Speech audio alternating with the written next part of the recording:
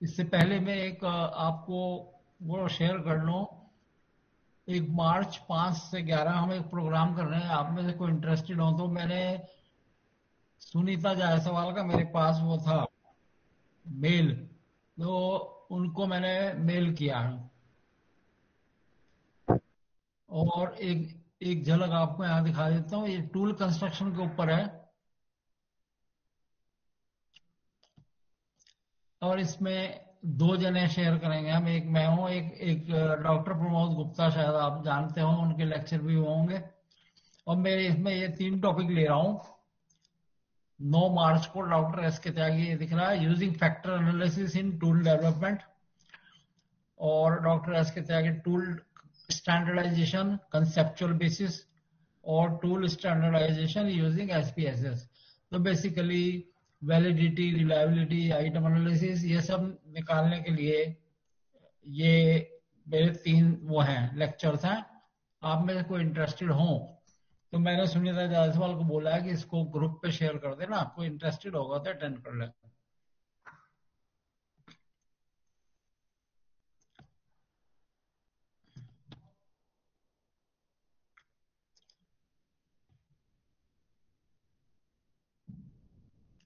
ये आप देख पा रहे हैं?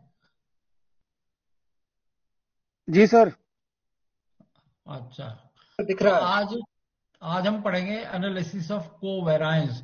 आपके सिलेबस में एनालिसिस ऑफ वेरायंस और एनालिसिस ऑफ कोवेरायंस ये दोनों है। तो एनालिसिस ऑफ कोवेरायंस वन वे और टू वे आज हम देखेंगे। ये दरअसल कई जगह ये एनालिसिस ऑफ वेरायंस में शामिल होता है, बस इसमें को शब्द और जुड़ा हुआ है। ये एक तरह से एनालिसिस ऑफ वेरायंस ही है। और काफी कुछ जो वो है, कंसेप्ट्स हैं, सोच है, और जो प्रोसेसेस हैं वो लगभग समान है। इसलिए इसमें आपको अगर वो समझ में आ गया हो तो इसमें बहुत ज्यादा आपको मशक्कत लगा दिमाग लगाने की जरूरत नहीं पड़ेगी। तो आज हम पढ़ेंगे पहला कि एनकोवा, एनालिसिस ऑफ कोवेरिएंस, तो शॉर्ट में एनकोवा कहते हैं। एनकोवा क्या है, इसकी क्या विशेषताएं हैं। एक रिसर्च सिचुएशन लेंगे जहां एनकोवा इस्तेमाल होता हो, और शोध का उद्देश्य और शून्य परिकल्पना कैसे बनाई जाती है ये पढ़ेंगे। और इसकी इंपॉर्टेंट है, इसकी एजम्पशंस क्या हैं। और इसके एजम्पशंस में एक दो एजम्पशन थोड़ी डिफरेंट है एनोवा से, तो वो देखेंगे। और फिर उन एजम्पशंस को टेस्ट कैसे करते हैं एसपीएसएस में, ये मैं लूंगा। और फिर एनकोवा लगाएंगे और उसके रिजल्ट को इंटरप्रेट करेंगे।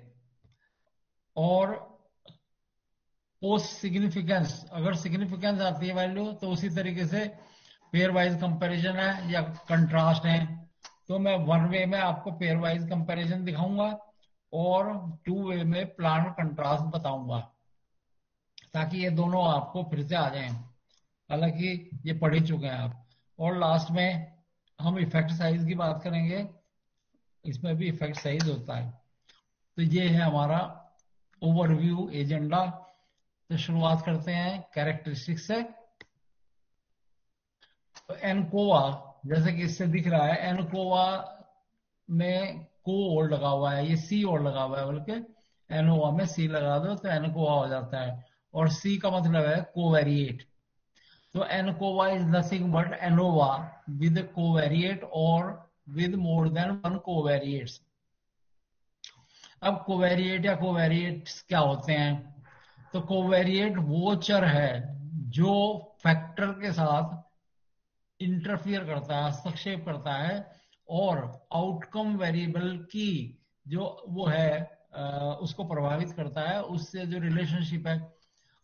दरअसल हम देखें एनोवा में क्या करते हैं, हम देखते हैं कि ये जो फैक्टर है या इंडिपेंडेंट वेरिएबल है, ये कैसे प्रभावित करता है डिपेंडेंट वेरिएबल को। कि ये हमारा है एनोवा मॉडल है। यहाँ 2 से ज्यादा हो तो एनोवा है, 2 हो तो टी टेस्ट है। तो अब इस फैक्टर के साथ साथ कुछ और चर भी हैं जो डिपेंडेंट वेरिएबल पर प्रभाव डालते हैं।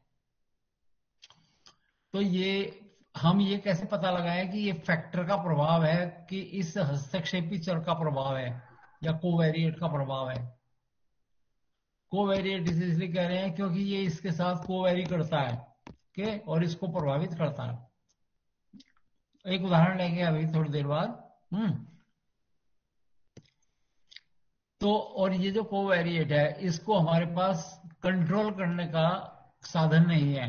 इसको हम डिजाइन में कंट्रोल नहीं करते। कुछ चीजों को हम कंट्रोल कर सकते हैं।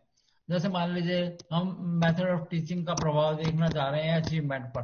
ओके, तो एक फैक्टर है टीचर, क्योंकि मेथड ऑफ टीचिंग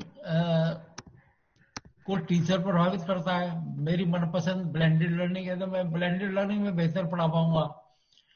तो तीन तरीके से पढ़ा रहे हैं अगर हम, एक दो तीन, ठीक है। तो ये जो टीचर है, अगर तीन अलग अलग टीचर पढ़ा रहे हो तो टीचर भी एक वेरिएबल हो गया और जो अचीवमेंट को प्रभावित करेगा बच्चों के। तो हम टीचर को कंट्रोल कर सकते हैं कैसे, कि सेम टीचर यहाँ पढ़ाए, एसकेटी यहाँ पढ़ाए और एसकेटी यहाँ पढ़ाए। तो ये हमने अपने रिसर्च डिजाइन में कंट्रोल कर दिया। ठीक है, लेकिन अगर ये वेरिएबल ऐसा है कि इंटेलिजेंस, तो इसको कैसे कंट्रोल करोगे इंटेलिजेंस को? तो इसको भी कंट्रोल किया जा सकता है, जैसे इंटेलिजेंस टेस्ट देके और एक जैसे इंटेलिजेंस वाले तीन ग्रुप बना लें, लेकिन वो बहुत मुश्किल काम है। इसलिए हम इसे, ये एनकोवा, ये हमें वो देता है, अवसर उपलब्ध कराता है कि हम इसके प्रभाव को वो कर दें, ना वो कर दें, निरस्त कर दें, छन्नी से छान के इसके प्रभाव को और नेट प्रभाव को हम देखें। तो ये ANCOVA is nothing but ANOVA, number one. Number two, covariate is a variable which is interfering with the factor and influencing the outcome variable. And this covariate is not controlled in the research design, but it is controlled statistically. It's statistically कैसे करते हैं? Its impact on dependent variable is assessed and adjusted in the group mean. जैसे फिर से उदाहरण है, ये हमारा MOT है और ये अचीवमेंट है, इंटेलिजेंस कोवेरिएट है। अब इंटेलिजेंस और अचीवमेंट में रिलेशनशिप है, ये पॉजिटिव रिलेशनशिप है। और अगर स्ट्रॉन्ग रिलेशनशिप है, R इज इक्वल टू मान लीजिए 0.6 या 7, तो अच्छा है, कोरिलेशन है। तो जो ये जो ग्रुप डिफर कर रहे हैं, तीन विधियों से हम तीन ग्रुप पढ़ा रहे हैं, MOT1, MOT2, MOT3। तो इन तीन विधियों से हमने इन तीनों समूहों को पढ़ाया और हमारे पास तीन मीन आ गए। तो ये तीन मीन में डिफरेंस देख रहे हैं हम। ये इंटेलिजेंस भी एक फैक्टर हो सकता है इसमें MOT के अलावा। तो अब इस इंटेलिजेंस को कैसे कंट्रोल करें? तो इसका कंट्रोल करने का तरीका है कि हम इसको स्टैटिस्टिकली कंट्रोल करेंगे, इसकी रिलेशनशिप देखते हुए। ये पॉजिटिव रिलेशनशिप है, तो हम जो देखेंगे जिस ग्रुप में ज्यादा इंटेलिजेंट बच्चे हैं उसके मीन को हम नीचे की तरफ एडजस्ट करेंगे, थोड़ा लोअर कर देंगे। जिसमें बच्चे इतने इंटेलिजेंट नहीं है उस ग्रुप में हम मीन को थोड़ा सा अप कर देंगे। क्यों? क्योंकि इंटेलिजेंस भी तो प्रभावित करता है ना अचीवमेंट को, MOT के साथ साथ। तो इंटेलिजेंस, ज्यादा इंटेलिजेंस मतलब ज्यादा अचीवमेंट, क्योंकि ये दोनों पॉजिटिवली रिलेटेड है। तो इस ग्रुप में यदि इंटेलिजेंस ज्यादा है बनिस्बत के इस ग्रुप के, इसमें इंटेलिजेंस कम है, तो यहाँ जो मीन आ रहा है, मीन 3, इसको हम थोड़ा सा नीचे कर देंगे। क्यों? क्योंकि ये देखते हुए कि इंटेलिजेंस का प्रभाव भी हो सकता है। तो ये इसका बेसिक है, वो है लॉजिक। तो इसका impact, its impact of the covariate on dependent variable is assessed and adjusted in the group mean. Therefore, ANCOVA compares adjusted mean scores of two or more groups in view of the covariate in the model. ANOVA में हम group mean compare करते हैं, mean 1 is equal to mean 2 is equal to mean 3 is equal to mean 4। 4 method से पढ़ाया, इन चारों mean को compare करते हैं। यहां हम इन मीन्स को कंपेयर करते हैं, लेकिन इन्हें एडजस्ट करते हुए। तो ऐसे समझिए, mean 1 dash, mean 2 dash, mean 3 dash, mean 4 dash. Dash क्या है? ये एडजस्टमेंट है जो हमने इनमें की है, because of the covariate, because of the differences on covariate. Groups different हैं चारों कोवेरिएट पर, तो एक तरह से हम कोवेरिएट पर इन चारों को बराबर बना रहे हैं। इसकी इंटेलिजेंस बराबर इसकी इंटेलिजेंस, बराबर इसकी इंटेलिजेंस, बराबर इसकी इंटेलिजेंस। एक्चुअल में इंटेलिजेंस बराबर नहीं है, लेकिन स्टैटिस्टिकली हम ये इसके प्रभाव को हम हटाना चाह रहे हैं इंटेलिजेंस के। वो जब हटा सकते हैं जबकि सबकी इंटेलिजेंस एक जैसी होती, तो हम सबकी एक जैसी तो कर नहीं सकते। तो हम क्या करेंगे, इन मीन्स को ये देखते हुए कि इंटेलिजेंस का अचीवमेंट से क्या रिलेशनशिप है, हम इन मीन्स को एडजस्ट कर देंगे। ये non equivalent control group design या parallel group pre test post test design में यूज होता है नॉर्मली, जहां की हमें समूह, इंटैक्ट समूह हम लेते हैं। 2 ग्रुप है, एक एक्सपेरिमेंटल ग्रुप है, एक कंट्रोल ग्रुप है। ओके, और इसे प्री टेस्ट किया, फिर ट्रीटमेंट दिया, पोस्ट टेस्ट किया। इसे प्री टेस्ट किया और पोस्ट टेस्ट किया, ट्रीटमेंट नहीं दिया, तो ये कंट्रोल ग्रुप है, एक्सपेरिमेंटल हो गया। तो ये पोस्ट टेस्ट के मीन को कंपेयर करेंगे हम, ये प्री टेस्ट के मीन को बराबर बनाते हुए या इसको कोवेरिएट लेते हुए। ये सिचुएशन है इसकी। देखिए अभी और समझाने की कोशिश करूंगा अगली स्लाइड में। ये हो गया कैरेक्टरिस्टिक्स ना। नेक्स्ट है one way analysis of covariance. One way analysis of covariance है जिसमें एक इंडिपेंडेंट वेरिएबल एक है, डिपेंडेंट वेरिएबल एक है, और कोवेरिएट एक है। इंडिपेंडेंट वेरिएबल एक है तो वन वे, इंडिपेंडेंट वेरिएबल 2 है तो 2 वे। वो अगली बार आएगा नेक्स्ट टाइम। तो एक शोध की परिस्थिति देखिए। एक रिसर्चर जानना चाहता है कि 3 टीचिंग मेथड के क्या कौन सा ज्यादा इफेक्टिव है for teaching mathematics. Okay, so achievement in mathematics is the dependent variable and method of teaching, 3 methods of teaching is they are independent, 3 levels of independent variable. The researcher selects 3 random intact classes. अब क्योंकि हम education में हम अपने, अगर हमें 150 विद्यार्थी लेने हैं तो हम 150 के 150 को प्योरली रैंडम तरीके से नहीं ले सकते। क्यों? क्योंकि ये क्लास के रूप में एग्जिस्ट करते हैं। मुझे एक्सपेरिमेंट करना है तो मैं एक बच्चा यहाँ का ले लूं, इस स्कूल की 9th क्लास का सेक्शन ए का, एक इसी स्कूल के 9th क्लास का सेक्शन सी का बच्चा आया, एक अगले स्कूल का सेक्शन ए का बच्चा, एक नेक्स्ट का सेक्शन एफ का बच्चा। तो उनको सबको इकट्ठा कैसे करूंगा और एक्सपेरिमेंट कैसे करूंगा मैं? तो नॉर्मली हमारी एजुकेशन में जब हम एक्सपेरिमेंट करते हैं किसी ग्रुप पर, तो उसको क्लास को इंटैक्ट ग्रुप लेते हैं हम, कि एक सेक्शन ले लो भैया, ये सेक्शन को रैंडमली ले लेते हैं। अब कई जगह सेक्शन जो है वो एबिलिटी के आधार पर बनते हैं, कि जो अच्छे बच्चे हैं वो ए सेक्शन में रहेंगे, जो नेक्स्ट है वो बी में रहेंगे, जो और नीचे है वो सी में रहेंगे। तो आपका रैंडमली लिया आपने, आपका मान लीजिए आ गया ए, और दूसरा कंट्रोल ग्रुप है उसमें आ गया कोई सी। तो ये तो दोनों डिफरेंट एबिलिटी ग्रुप हैं, इक्वल कैसे हो सकते हैं? तो ऐसे में ये काम आता है अनोवा। तो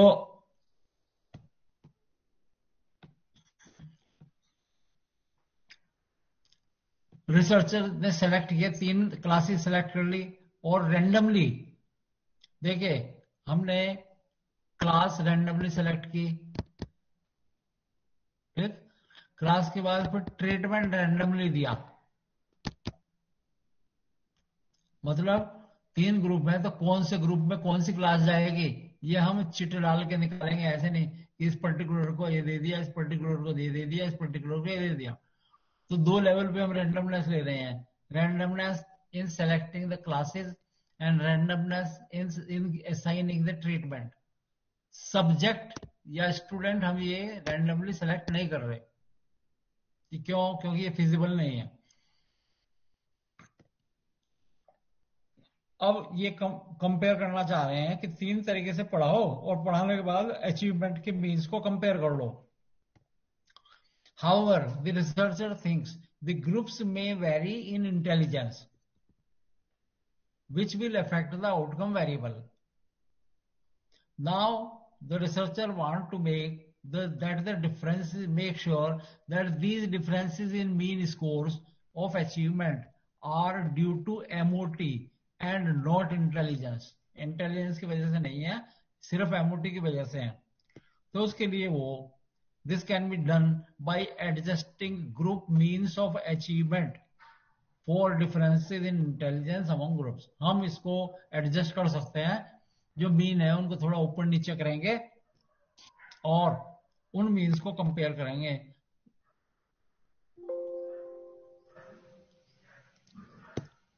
ये देखिए एक उदाहरण है, एक बिल्कुल और क्लियर करने के लिए आपको। हम तीन विधियों से पढ़ा रहे हैं, लेक्चर, मॉड्यूल और ब्लेंडेड लर्निंग के संयोग से इन तीनों को हम देख रहे हैं कि इंटेलिजेंस इन तीनों समूह में, ये बच्चे हैं 5-5, 1 2 3 4 5, ये अलग अलग हैं 6 7 8 9 10 11 12 13 14 15, हर एक में 5-5 है नमूने के लिए, ताकि आप देख पाओ।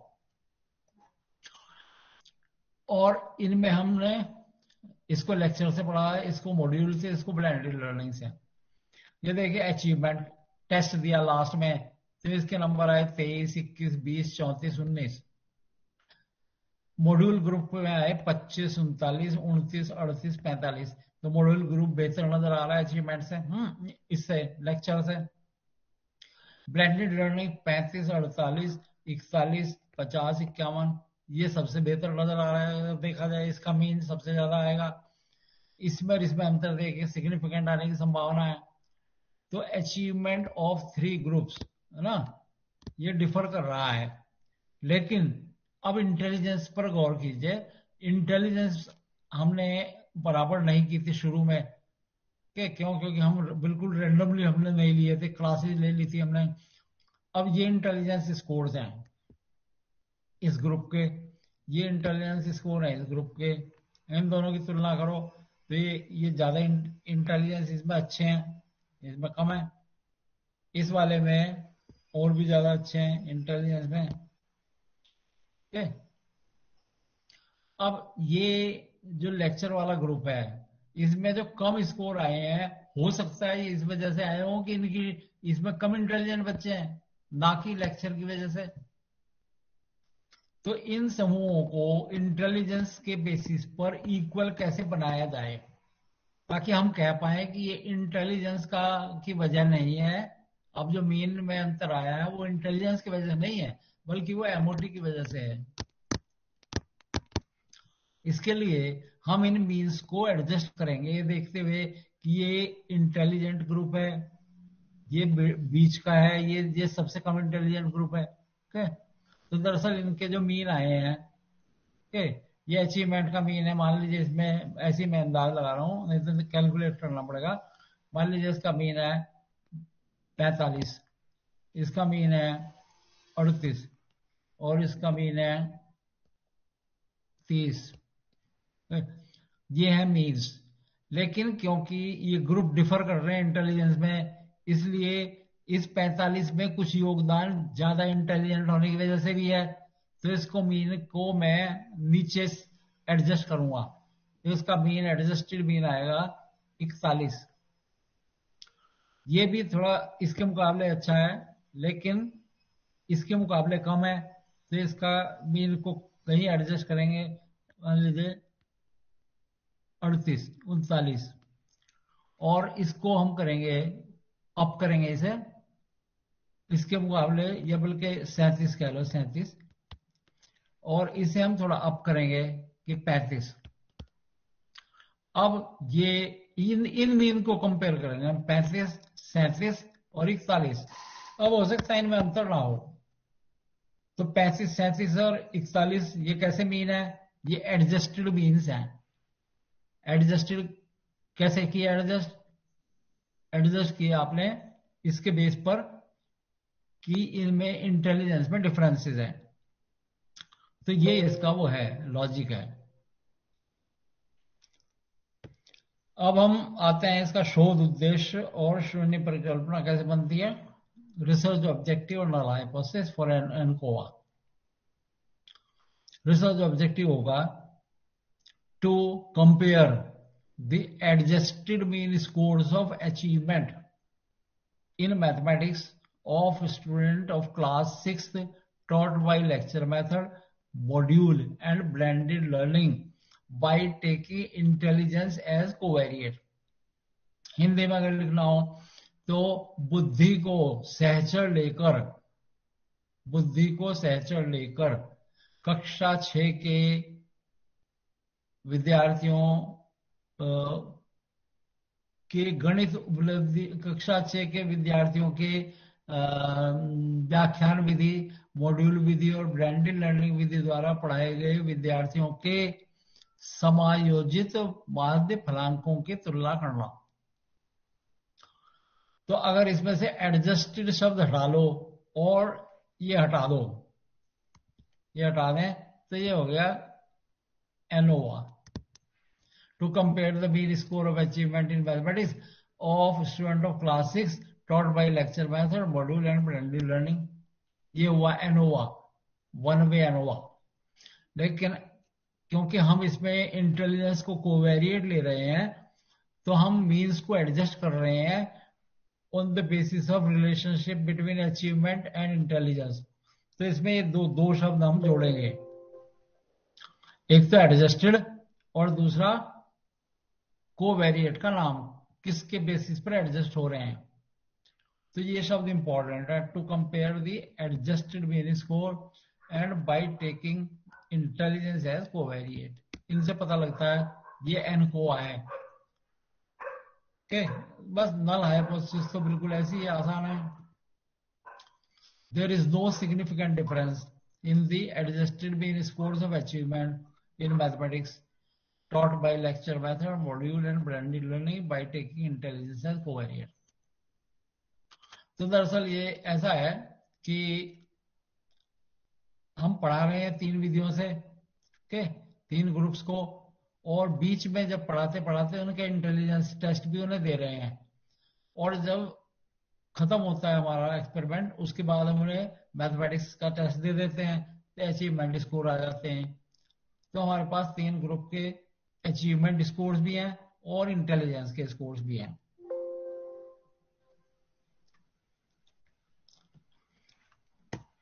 तो ये अब एजम्पशंस की तरफ आते हैं। एजम्पशंस जो है, क्योंकि एनोवा ही है एनकोवा, तो कुछ एजम्पशंस तो वही है, जैसे रैंडम सब्जेक्ट्स या assignment of treatment, independent observation, ये लेक्चर समूह और मॉड्यूल समूह और ब्लेंडेड लर्निंग समूह ये अलग अलग हैं। Dependent variable and covariate on at least interval scale, ये इंटरवल स्केल से संबंधित है, एनोवा में भी है। Normality and homogeneity of variances across groups, ये भी वही है। ये नहीं है होमोजेनिटी ऑफ रिग्रेशन स्लोप और linear relationship between covariate and dependent variable. Covariate जैसे इंटेलिजेंस और डिपेंडेंट वेरिएबल अचीवमेंट, इनमें लीनियर रिलेशनशिप होनी चाहिए at each level of independent variable, मतलब लेक्चर ग्रुप में भी, मॉड्यूलर ग्रुप में भी और ब्लेंडेड लर्निंग ग्रुप में भी। एब्सेंस ऑफ मल्टीकोलिनियरिटी, ये देखेंगे क्या है मल्टीकोलिनियरिटी का क्या मतलब है।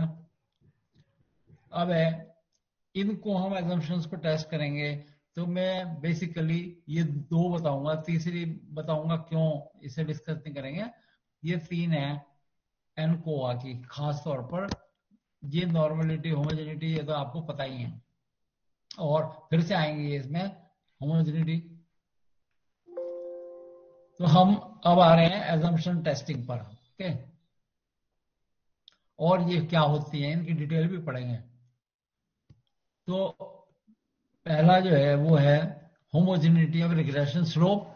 इसका क्या मतलब है और इसे कैसे टेस्ट करते हैं। तो एक डाटा ले रहे हैं हम।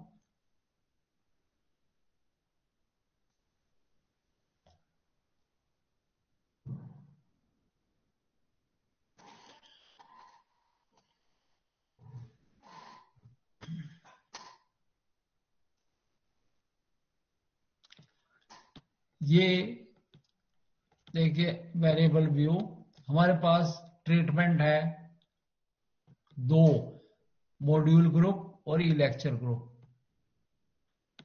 अब जरा ध्यान दें, यहाँ एनओ में वैसे दो से ज्यादा ग्रुप होते हैं, लेकिन क्योंकि यहाँ कोवेरिएट है तो यहाँ दो भी हो सकते हैं, दो में भी आपको एनो कोआ लगाना पड़ेगा। ये है पोस्ट अचीवमेंट और ये है प्री अचीवमेंट। प्री अचीवमेंट कोवेरिएट है, पोस्ट अचीवमेंट डिपेंडेंट वेरिएबल है। ओके, तो अब हमें होमोजेनिटी ऑफ रिग्रेशन स्लोप क्या होती है देखना है। ये है, इसका मतलब है कि relationship between covariate and dependent variable should be similar for each treatment group. मतलब कोवेरिएट है यहाँ प्री अचीवमेंट और डिपेंडेंट वेरिएबल है पोस्ट अचीवमेंट या अचीवमेंट। तो प्री अचीवमेंट और अचीवमेंट में रिलेशनशिप है, आर है इसका कुछ, तो वो आर जो है वो सिमिलर होना चाहिए। सिमिलर का मतलब है दोनों में पॉजिटिव हो, दोनों में पॉजिटिव हो, दोनों में किसमें, इस ट्रीटमेंट ग्रुप, दो दो ग्रुप है ट्रीटमेंट के, दोनों में।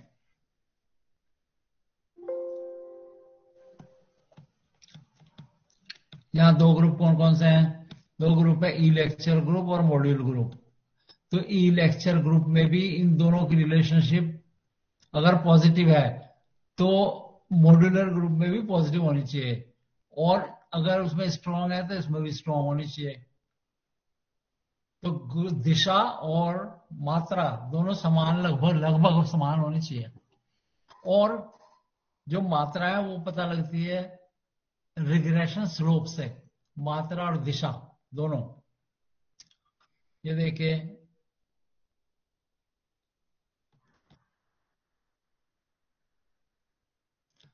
तो इसका मतलब है relationship between the covariate and dependent variable should be similar for each treatment group.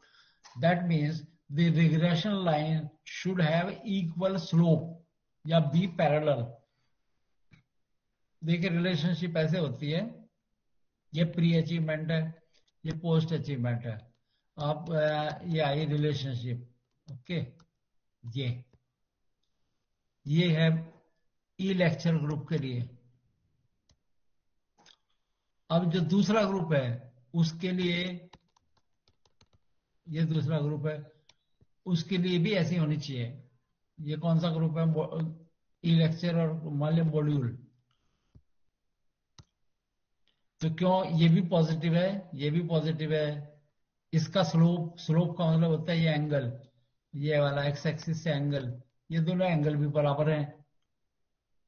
Slope, इसका जो ढलान है या चढ़ाई है वो लगभग समान है। इसलिए यहाँ ये होमोजेनिटी ऑफ रिग्रेशन स्लोप है। होमोजेनिटी रिग्रेशन, होमोजेनिटी का मतलब होता है इक्वलिटी, और रिग्रेशन स्लोप होते हैं B1 और B2। तो यानी कि B1 is equal to B2, ये हमारी नल हाइपोथेसिस। इसको टेस्ट करते हैं हम। तो इसको टेस्ट करने के दो तरीके हैं, एक है ग्राफ और दूसरा है ट्रीटमेंट और कोवेरिएट का इंटरेक्शन। ये सिग्निफिकेंट नहीं होना चाहिए, non significant interaction between treatment and covariate. क्योंकि अगर ट्रीटमेंट एंड कोवेरिएट ऐसे हो रहे हैं तो सिग्निफिकेंट इंटरेक्शन है, हमने कल पढ़ा 2-वे एनोवा में। तो इसकी टेस्टिंग कैसे करते हैं, एक ग्राफ से और एक इस इंटरेक्शन से, ट्रीटमेंट इनटू कोवेरिएट इंटरेक्शन। तो दोनों तरीके देखेंगे और आपके समझ में आएगा थोड़ा। तो नेक्स्ट अब मैं बता रहा हूं कि कैसे इसको टेस्ट करेंगे हम। तो यहां इस पे डेटा पर आ जाते हैं। ये डेटा है, हमारे पास दो ग्रुप हैं, ई लेक्चर ग्रुप और मॉड्यूल ग्रुप, और टोटल सैंपल साइज है 28। ये कम है, नमूने के लिए लिया गया। ये पोस्ट अचीवमेंट है और ये कोवेरिएट है प्री अचीवमेंट। पहले से कुछ जानते हैं वो ये है, और ये बाद में पढ़ाने के बाद है। तो पहले हम ग्राफिकल अप्रोच देखते हैं। ग्राफ में हमें डॉट डॉट वाला ग्राफ जो हम देख चुके हैं, ये scatter dot, okay, simple scatter define. अब वाई एक्सिस पर पोस्ट अचीवमेंट, एक्स एक्सिस पर प्री अचीवमेंट और ट्रीटमेंट। ये यहां आएगा सेट मार्कर। मार्कर मतलब अलग अलग मार्क करेगा ये इनकी रिलेशनशिप को ट्रीटमेंट के हिसाब से। बस ओके कर दीजिए। तो ये देखिए, ये आया हमारा ग्राफ। अब इसमें जो लाल बिंदु है, ये लाल बिंदु है ई लेक्चर ग्रुप के लिए। तो ये सर स्क्रीन नहीं दिखाई दे रही, हाँ? स्क्रीन नहीं दिखाई दे रही। नहीं समझा क्या बोला। शो हो रही दिख तो रही है। शो हो रही है सर। सर शो हो रही है स्क्रीन। नहीं यार, इसमें तो मेरे में दिखाई। नहीं, मेरी समझ में नहीं आया क्या बोल रहे हैं आप। सर वो कह रहे थे कि स्क्रीन नहीं दिखाई दे रही है, बाकी लोगों को दिखाई दे रही है, उनके में कुछ प्रॉब्लम हो। एक कोई बार प्रॉब्लम हो रही है, चलिए। एक बार फिर से मैं वो करूं इसको दोबारा से, एक मिनट। आप कंटिन्यू करिए सर। हम लोगों को शो कर देख रहे हैं उनके नेटवर्क पे प्रॉब्लम है कुछ। सर जी, दिख रहा है नेटवर्क प्रॉब्लम होगा उनकी तरफ। एक सेकंड रुकिए, मैं स्टॉप प्रेजेंटिंग किया है मैंने अभी, और दोबारा से फिर करता हूँ, हो सकता है कुछ इश्यू आ गया।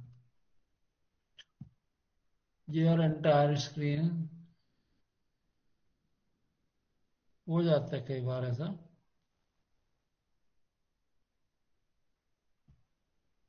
अब बोलिए, दिख रहा है? अब शो करने लगी है।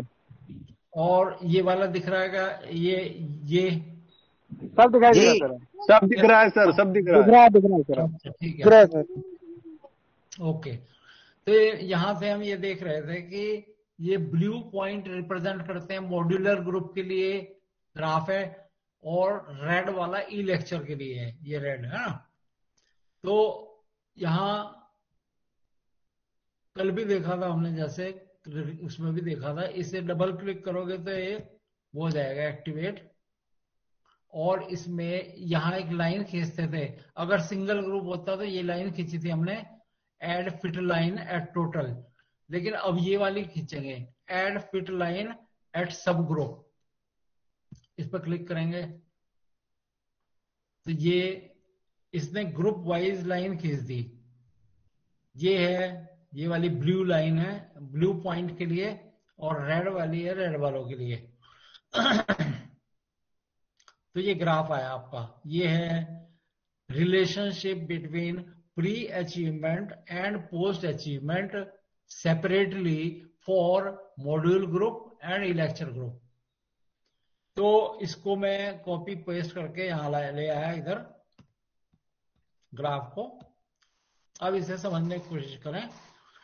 ये देखिए, इसकी इक्वेशन भी दी हुई है, y is equal to 71.91 minus 0.92।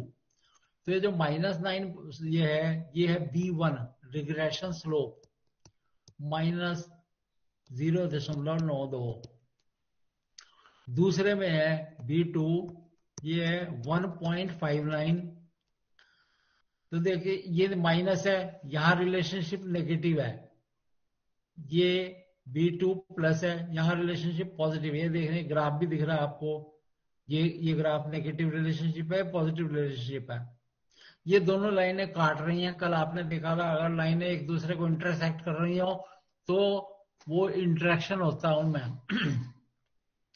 तो यहां भी ये लाइनें पैरेलल नहीं है। हमने देखा था कब ये एजम्पशन कब पूरी मानी जाएगी, यदि ये दोनों लाइन पैरेलल होती। अगर ये दोनों लाइन का काटने का एंगल भी छोटा होता तब हम मानते हैं कि ये दोनों लाइन तो एक दूसरे के ओवरलैपिंग ही है, पैरेलल मान सकते हैं। प्लस ये जो दो स्लोप्स हैं काफी अंतर है इनमें, -0.92 है, ये 1.59 है। तो 1.59 और कहाँ और -0.92 कहाँ, तो इसमें रिग्रेशन स्लोप में अंतर है काफी मात्रा में भी। तो इसका मतलब ये पूरी नहीं हो रही है एजम्पशन, इससे ऐसा लगता है क्या। तो इसको कैसे लिखेंगे देखिए, ऐसे इसकी इंटरप्रिटेशन लिखेंगे। The scatter plot of the pre and post scores for the treatment and control group show different kind of relationships. Both are positively related for e-lecture group but negatively for the modular group. दोनों जो है positively related है ई-लेक्चर के लिए, लेकिन negatively है modular group के लिए। The two regression slopes -0.92 and 1.59, they cannot be said to be equal. The two regression lines are not parallel but intersect moderately. Moderate angle है, बहुत छोटा भी नहीं है। Therefore, the assumption of homogeneity of regression slope seems to be violating. Violate हो रही है ऐसा कहा जा सकता है। तो ये है graphical way to find out whether this assumption of equality of regression slope holds good or it is violated. तो यहाँ वायलेट हो रही है ऐसा लगता है। अब हम दूसरा देखेंगे, इसका जो स्टैटिस्टिकल तरीका है वो है हम ट्रीटमेंट और कोवेरिएट यानी प्री अचीवमेंट, इन दोनों का इंटरेक्शन देखेंगे। अब इसके लिए थोड़ा सा हल्का सा कॉम्प्लेक्स है, एनालाइज जनरल लीनियर मॉडल। देखिए एनकोआ भी वही मिलता है जहां एनोवा मिलता है, 2 ANOVA. Univariate, post achievement dependent variable है, प्री ट्रीटमेंट ये है फिक्स फैक्टर, और प्री अचीवमेंट है कोवेरिएट, ये लास्ट वाला देखिए, ये अब काम में आ रहा है हमारे। अब अगर इसे ओके कर देंगे तो लग जाएगा 1 वे एनकोआ, लेकिन अभी हमें 1 वे एनकोआ नहीं लगाना, बल्कि हमें इसकी इक्वलिटी ऑफ रिग्रेशन स्लोप की अजम्पशन पूरी करनी है, देखनी है, जांच करनी है। तो उसके लिए हम यहां जाएंगे, क्योंकि इसमें चलो करके इसमें आया प्री अचीवमेंट, ट्रीटमेंट, एरर, और ये आया। इसमें कहीं भी इंटरेक्शन नहीं आया। इंटरेक्शन जब आएगा, जब आता है जबकि हमारे पास 2 इंडिपेंडेंट वेरिएबल हो इस टेबल में, 2 वे हो जब, लेकिन 2 वे तो है नहीं, ये तो 1 वे है ना को आया, तो इंटरेक्शन इसलिए इस टेबल में नहीं है। तो इसको इंटरेक्शन को हमें लाना पड़ेगा किसी और तरीके से। यहां है ये, तो देखिए ऐसे करते हैं, यहीं पे चलिए फिर से analyse general linear model univariate, और यहां जाइए मॉडल में ये फुल फैक्टोरियल है, ये बिल्ड टर्म, इस पर क्लिक करें।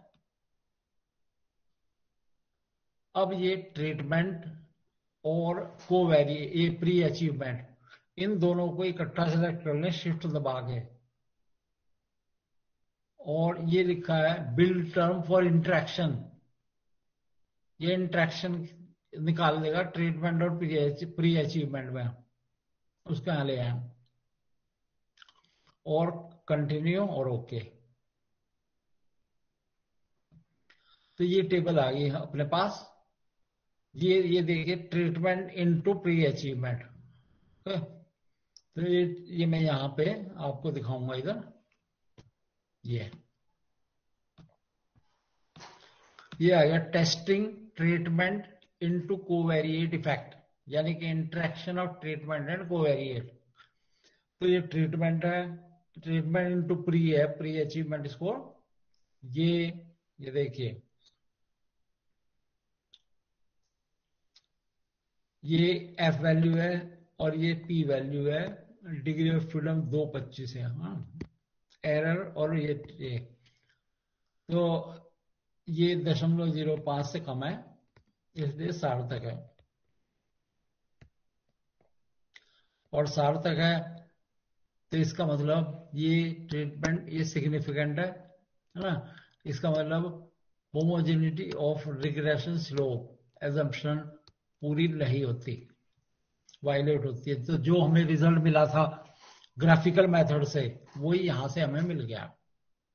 ठीक है, तो हम ये पक्का हो गए, श्योर हो गए कि ये एजम्पशन पूरी नहीं हो रही। नेक्स्ट चलें, अब इसकी इंटरप्रिटेशन देख लें कैसे लिखी जाएगी।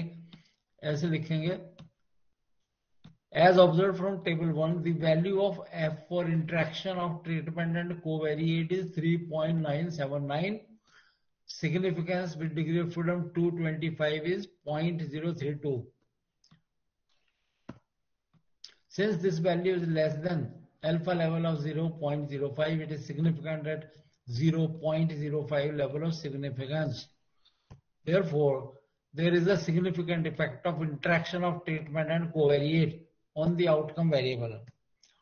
Therefore, the assumption of non-significant interaction between treatment and the covariate is violated. अब next है linearity, linear relationship.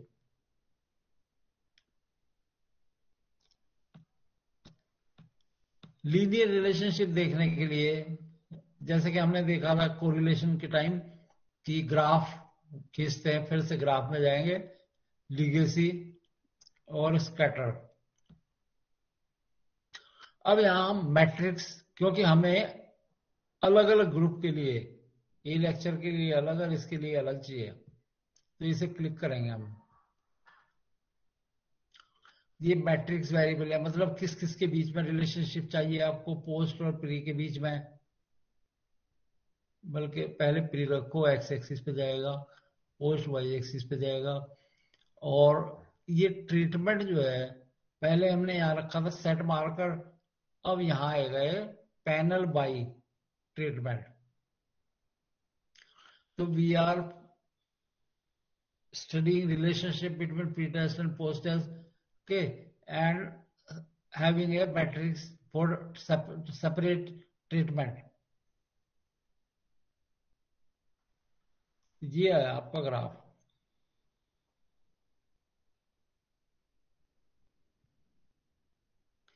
तो जैसे अपना पेयर वाइज कंपैरिजन में करता हूं, दो दो ग्राफ बना देता फालतू के। तो ये देखिए, ये प्री अचीवमेंट है, यहां ये पोस्ट अचीवमेंट है, ये पोस्ट अचीवमेंट है, ये ई लेक्चर ग्रुप के लिए है। फिर यहाँ ये है मॉड्यूल ग्रुप है, ये प्री अचीवमेंट है। तो इसको फिर मैं वहां ले गया और इसको अपने को ये कर देते हैं। तो assumption of linear relationship, this assumption is checked using matrix scatter, covariate, pre-score have linear relationship with the outcome variable in each of the treatment group. इसमें आपकी ये जो ग्राफ है, ये कोई ये थोड़ा सा वो है कि ये अप्रोक्सीमेट टाइप का है, क्योंकि इससे बिल्कुल एग्जैक्टली आप पता नहीं लगा सकते। ग्राफ देख के आपको देखना होता है कि सर्कुलर है, एक इलिप्टिकल है, ये ऐसी शेप है। तो ये प्री पोस्ट के बीच रिलेशनशिप है ई लेक्चर के लिए, ये प्री पोस्ट है मॉड्यूल के लिए। तो ये अपने को नजर आ रही है कि लीनियर जैसी है। नेक्स्ट एक assumption है multicollinearity. Multicollinearity is relevant only in case we have two or more कोवेरिएट्स। अगर दो कोवेरिएट हो या दो से ज्यादा कोवेरिएट हो, तब ये काम में आती है। और इसका मतलब यह है कि the covariate should not be too highly correlated among themselves. अगर हमारे पास दो कोवेरिएट है, एक इंटेलिजेंस है, एक प्री अचीवमेंट है, तो इन दोनों के बीच में रिलेशनशिप आर की वैल्यू वो बहुत बड़ी नहीं होनी चाहिए। अगर 3 है, एक और है, मान लीजिए अचीवमेंट, मोटिवेशन, तो इन तीनों के बीच में रिलेशनशिप जो है वो बहुत स्ट्रांग नहीं होनी चाहिए। एनी कोरिलेशन ग्रेटर देन और इक्वल टू 0.9 और 0.8 इंडिकेट मल्टी कोलिनियरिटी। 0.9 से ज्यादा अगर है, और कुछ का कहना है 0.8 से ज्यादा भी आप मान सकते हो, तो मल्टी कोलिनियरिटी है। हम जो एग्जांपल अभी ले रहे हैं उसमें एक ही कोवेरिएट है, तो इसमें लागू नहीं होता। अदरवाइज रिलेशनशिप देख सकते हैं इनकी, आप जानते हैं कोरिलेशन कैसे निकालते हैं, और देख लो कि कोई भी इससे ज्यादा ना हो, अगर है तो फिर मल्टी कोलिनियरिटी है। तो an observation of correlation matrix suffices to identify multicollinearity. तो एजम्पशन हो गई। अब हम एजम्पशन के आगे बढ़ते हैं और वन वे एनकोवा लगा के उसकी आउटपुट को इंटरप्रेट करेंगे।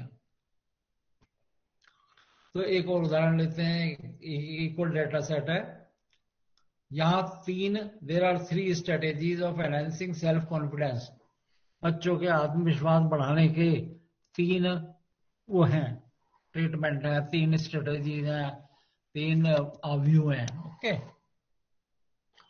All 3 strategy groups are pre tested on self confidence. पहले इन्हें प्री टेस्ट दिया गया कि देखें इनका अभी प्री टेस्ट सेल्फ कॉन्फिडेंस कितना है। फिर हम each is given different treatment for a specified period before being finally tested. सबको एक महीने का एक वो दिया ट्रीटमेंट पैकेज, और सबको बाद में टेस्ट किया। Now we want to compare adjusted mean self-confidence score of the 3 group by taking pre-self-confidence as covariate। Pre-self-confidence पर तीनों ग्रुप को बराबर बनाते हुए हम पोस्ट सेल्फ कॉन्फिडेंस के मीन को कंपेयर करना चाहते हैं। तो इसके लिए अभी बता ही चुका हूं मैं कैसे करेंगे। तो डेटा लेते हैं और करके दिखाते हैं और आपको फिर इंटरप्रेट कर रहे हैं।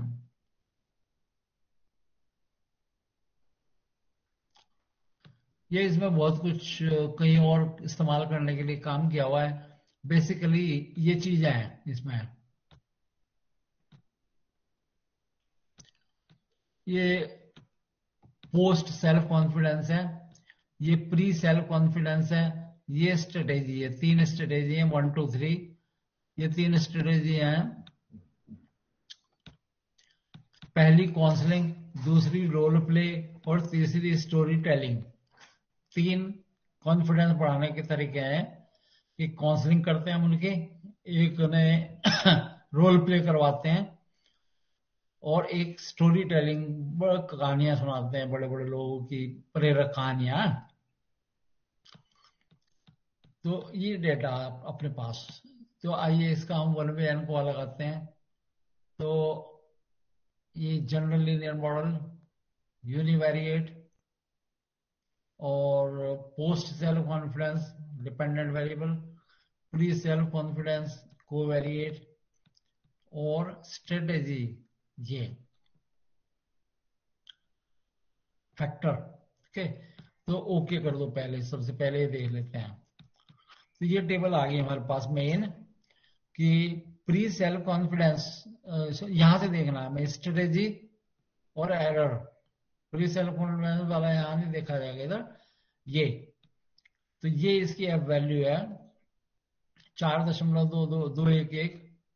ये भी एडजस्टेड एफ वैल्यू है एक तरह से, यहाँ ऊपर लिखा नहीं पर ये एडजस्टेड एफ है, और ये उसकी पी वैल्यू है। ओके, टोटल ये है इसमें करेक्टेड टोटल 25। ओके, अब इसे इंटरप्रेट करना है हमें।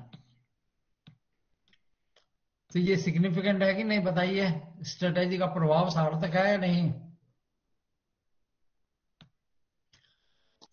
हमारा सवाल है कि काउंसलिंग, रोल प्ले और स्टोरी टेलिंग, इन 3 स्ट्रेटेजी से सेल्फ कॉन्फिडेंस बढ़ाने के ये 3 तरीके हैं। तो इनमें से इनके माध्य जो आत्मविश्वास फलांकों में सार्थक अंतर है कि नहीं?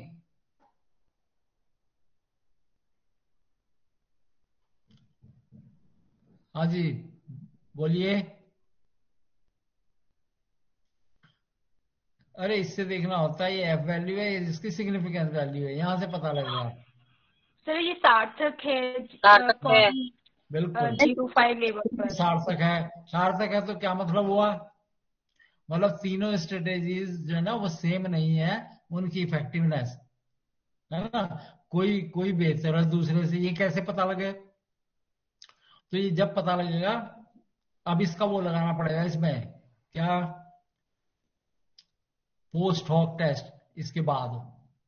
क्यों? क्योंकि ओवरऑल तो सिग्निफिकेंट आ रहे हैं।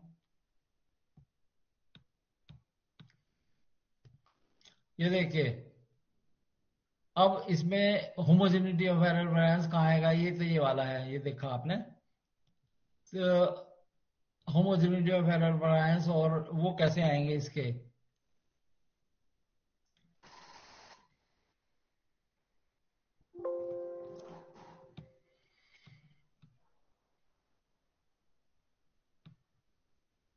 हाँ ये देखिए analyse general linear model univariate, ये हमने किया था।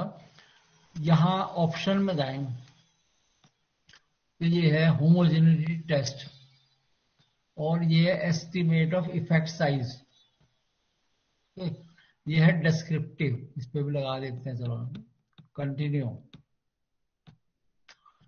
अब ये है EM मीन्स, EM मीन्स का मतलब है एडजस्टेड मीन। आपको ध्यान हो 2 वे एनोवा में हमने जब अनबैलेंस्ड डिजाइन थे तो वहां एस्टिमेटेड मार्जिनल मीन निकाले थे, तो ये यहां भी स्ट्रेटेजी के एस्टिमेटेड मार्जिनल मीन निकाल देगा, ठीक है। और ये है कंपेयर मेन इफेक्ट्स, हालांकि इस पे अभी बाद में आएंगे, अभी नहीं कर रहे, इतना करें बस। ये डिस्प्ले मीन्स फॉर, ये ऐसा आ रहा है देखिए, और कुछ तो नहीं बचा, नहीं, इतना कर देते हैं, ओके। ये देखिए ये आया कि काउंसलिंग स्ट्रेटेजी में 22.18 है, रोल प्ले में 36.11 है, और स्टोरी टेलिंग में 59 है, कुल मिला के 35.5 है। Levene's test of equality of error variance है, ये 0.05 से ज्यादा है तो सिग्निफिकेंट नहीं है, इसका मतलब होमोजेनिटी ऑफ वेरिएंस है। नेक्स्ट ये है, ये आप ये बताई थी मैंने, ये एस्टिमेटेड मार्जिनल मीन है, जरा देखिए 28.09, 37.03 और 46.78, ये है ना, ये क्या है, पोस्ट सेल्फ कॉन्फिडेंस के scores when pre self confidence is taken as covariate, या when the means have been adjusted, ये बिना एडजस्टेड मीन है, ये वाले दोनों का अंतर दिखा रहा हूं मैं आपको। ये 22.18, 36.1, और ये है 28.09, 37.03, ऊपर वाले प्री एडजस्टेड है, बिना एडजस्टमेंट के हैं। स्टोरी टेलिंग का 59 है, और यहां स्टोरी टेलिंग का 46 है, कम है। स्टोरी टेलिंग का नीचे को एडजस्ट हुआ है, रोल प्ले का यहाँ 37 है, यहाँ 36 है, थोड़ा सा अप हुआ है, और काउंसलिंग का भी अप हुआ है। ये है एडजस्टेड, ये डिस्क्रिप्टिव जो है ये बिना एडजस्टेड मीन है, पोस्ट सेल्फ कॉन्फिडेंस के, और एडजस्टेड मीन नीचे वाले हैं। एक तरह से एनकोआ अगर वो दिखाने के लिए किया मैंने, एनकोआ में ये वाले मीन यूज करते हैं।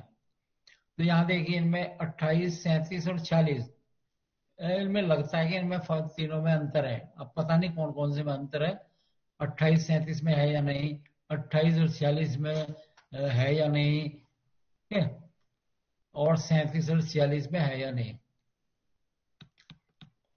तो ये यहां, अब हम इधर आ रहे हैं,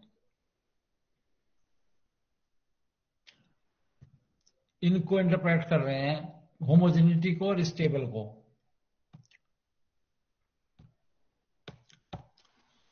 Table 2 shows that sample size for each of the three group.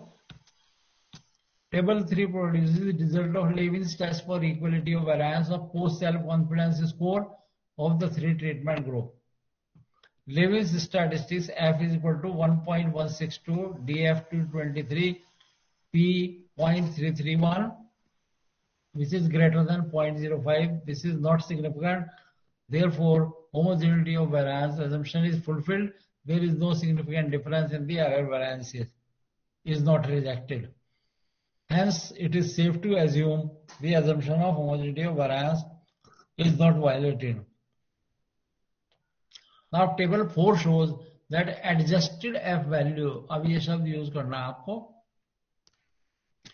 for strategy is 4.211, DF 222, P 0.028 less than 0.05 is significant at 0.05 level of significance. Therefore, the null hypothesis क्या बनेगी? There is no significant difference in the adjusted mean scores of post self-confidence treated through counseling, role play and storytelling by taking pre-self-confidence as covariate is rejected. अब reject होगी इसका मतलब the adjusted mean score of post self-confidence treated through 3 strategies, they differ significantly when pre-self-confidence is taken as covariate. The effect size measure partial eta square is 0.277. ये हमने निकाला कि नहीं?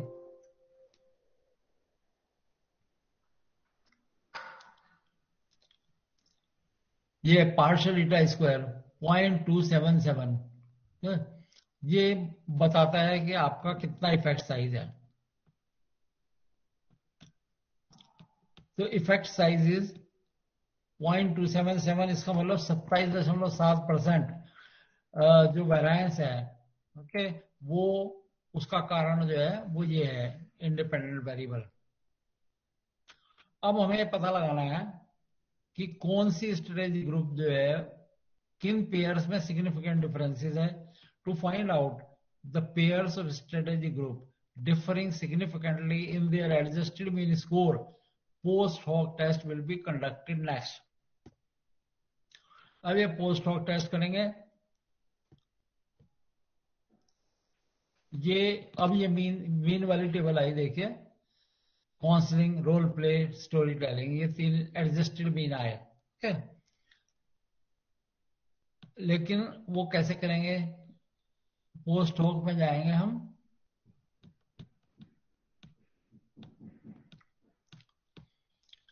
Analyse, compare means नहीं, compare means general linear model, univariate, और ये already पढ़ा हुआ है. तो इसमें यहां देखिए ये पोस्ट हॉक, ये वो है इनएक्टिव है, डेड है. तो यहां हम इधर देखेंगे ईएम मीन, वो वाले टेस्ट यहां उपलब्ध नहीं है. यहां ये स्ट्रेटेजी हमने यहां डाला था, मीन आ गए थे, यहीं पर हमें करना था कंपेयर मीन इफेक्ट्स. इस पर क्लिक करें तो ये पहला टेस्ट है एलएसडी. ये मैंने बोला था ये अल्फा एरर कंट्रोल नहीं करता. दूसरा टेस्ट है बोनफोरनी और तीसरा टेस्ट है सिडाक. तो इसमें हमें बोनफोरनी यूज करेंगे हम. ओके, कंटिन्यू और ओके. तो हमारे पास ये टेबल आ जाएगी, ये वाली counselling, role play, counselling, story telling, role play, counselling, role play, story telling, story telling, counselling, story telling, role play. ये मीन डिफरेंस, ये स्टैंडर्ड, ये सिग्निफिकेंस. ठीक है, यहां देखेंगे उसको हम. ये अब ये है पेयर वाइज कंपैरिजन. हमने देखा कि 3 ग्रुप, इस काउंसलिंग, रोल प्ले और स्टोरी टेलिंग, इन तीनों की इफेक्टिविटी सेम नहीं है. ओके, इनसे ट्रीट किए गए विद्यार्थियों के पोस्ट सेल्फ कॉन्फिडेंस के स्कोर्स में के माध्यम में सार्थक अंतर है. तो कहां अंतर, कौन सी स्ट्रेटेजी बढ़िया है, कौन सी घटिया है, ये कैसे पता लगे? तो ये पेयर वाइज कंपैरिजन किए गए हैं। अब जैसे पहले कहा था मैंने कि माइनस वाले कर लो या प्लस वाले कर लो, ओके, तो हम वही प्लस वाले करते हैं, इसको छोड़ देते हैं, ये माइनस है और एक ये माइनस है, इसको भी हटा देते हैं, ठीक ही बात है। अब इसको करो रोल प्ले और काउंसलिंग, इनका mean post self confidence score में अंतर 8.94 है। ये कैसे आया?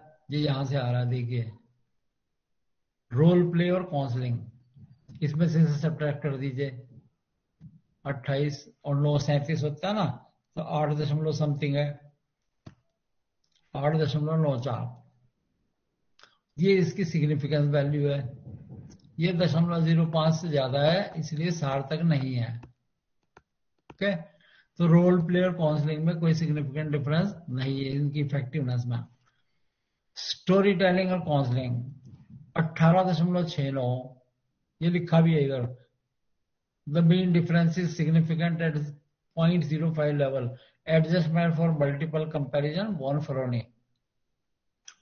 तो ये 18.69 है, ये पी वैल्यू है, ये 0.05 से कम है, तो सार्थक है। और क्योंकि ये मीन डिफरेंस पॉजिटिव है, इसका मतलब इसका सेल्फ कॉन्फिडेंस इसके सेल्फ कॉन्फिडेंस के मीन से ज्यादा है, तो स्टोरी टेलिंग बेहतर हुई एज कंपेयर टू काउंसलिंग। तीसरा देखिए स्टोरी टेलिंग और रोल प्ले, इनका अंतर 9.75 है, ये सिग्निफिकेंट नहीं है। तो सिर्फ स्टोरी टेलिंग और काउंसलिंग, स्टोरी टेलिंग और काउंसलिंग, ये पेयर जो है इनमें सिग्निफिकेंट डिफरेंस है। अब इसको इंटरप्रेट कर लेंगे। Table 6 presents pairwise differences in adjusted mean scores of post self-confidence and their significance values respectively. We will focus on 3rd, 5th and 6th showing positive differences.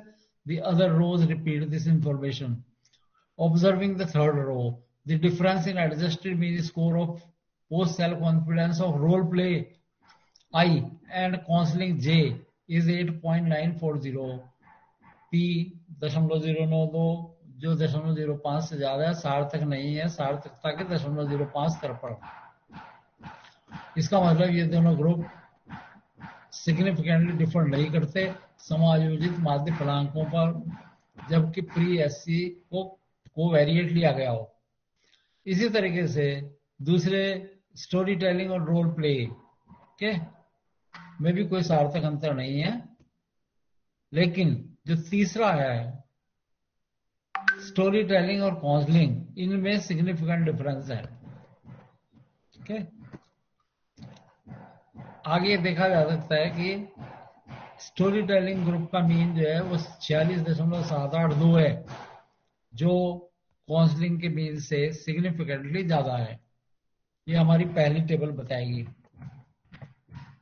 ये, और वो भी बताता है क्योंकि जब इसमें से इसे सब्ट्रैक्ट किया है, ये वाली टेबल बता रही है ये प्लस है, इसका मतलब स्टोरी टेलिंग वाले का इसके मुकाबले 18.69 ज्यादा है। तो इस तरीके से हमने पता लगा लिया कि किन किन पेयर्स में सिग्निफिकेंट डिफरेंसेस हैं। तो ये हुआ वन वे एनोवा के, और पोस्ट हॉक टेस्ट उसमें कैसे लगाते हैं। यहां पोस्ट हॉक में नहीं मिलते बल्कि पेयर वाइज कंपैरिजन या EMM एस्टिमेटेड मार्जिनल मीन वाले में मिलते हैं। Now we come to the two way analysis of covariance. One way और टू वे में यही फर्क है कि वन वे में इंडिपेंडेंट वेरिएबल एक है, टू वे में इंडिपेंडेंट वेरिएबल 2 हैं। तो रिसर्च ऑब्जेक्टिव और नल हाइपोथेसिस कैसे लिखी जाएगी? मान लीजिए ये हमारा independent variable 1 teaching method, lecture, discussion, activity, 3 level है। दूसरा है achievement motivation, high and low, ये है दूसरा इंडिपेंडेंट वेरिएबल। डिपेंडेंट वेरिएबल है अचीवमेंट इन सोशल साइंस, और कोवेरिएट इंटेलिजेंस।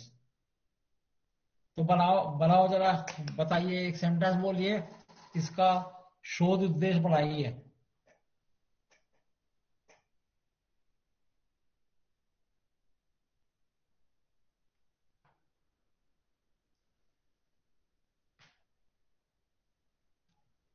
बना पाओगे?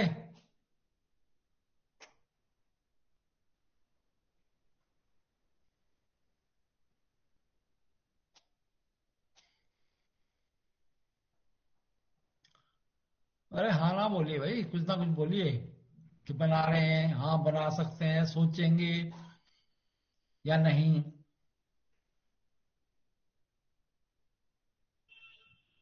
हेलो। जी सर। अरे तो कुछ बोलिए भाई, बना बना पाओगे? जी सर बना लेंगे, लेकिन थोड़ा टाइम लगेगा सर। कितना? 2 मिनट में कर लोगे? 2-3 मिनट में एक सेंटेंस लिखना है, टू कंपेयर या टू, यहाँ टू स्टडी होगा असल में। चलो सर शुरुआत, क्योंकि ये टू वे है ना, टू स्टडी यहाँ से शुरू होगा। sir, to study the हाँ achievement, motivation and achievement in social sciences of students taught by lecture method, discussion method and activity method in terms of intelligence as a covariate. By taking intelligence as a covariate है ना sir? by intelligence ना, देखिए नहीं, असल में आपको two way ANOVA का ध्यान रखना है और उस पैटर्न पर बनाना है। तो ये बनेगा इसका, देखिए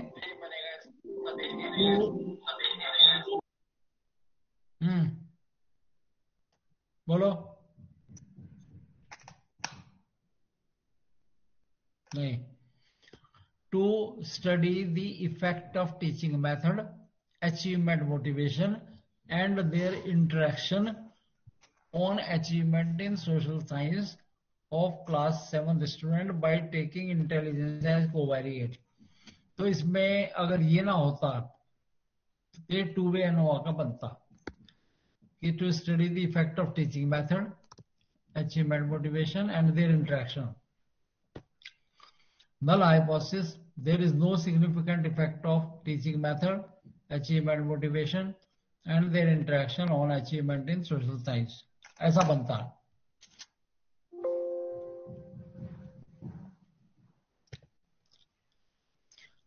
अब हम एक और एग्जांपल ले रहे हैं।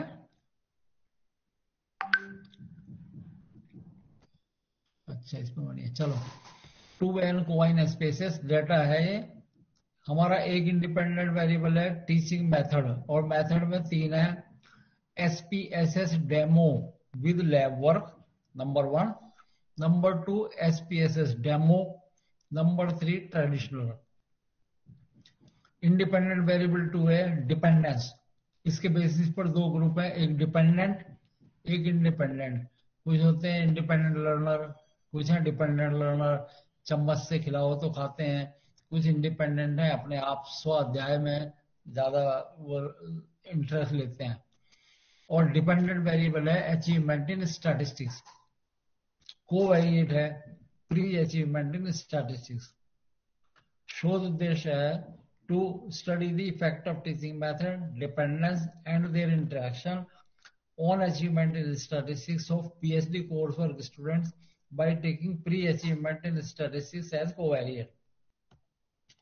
Null hypothesis, there is no significant effect of teaching method, dependence and their interaction by taking pre-achievement as covariate. Data पे आइए।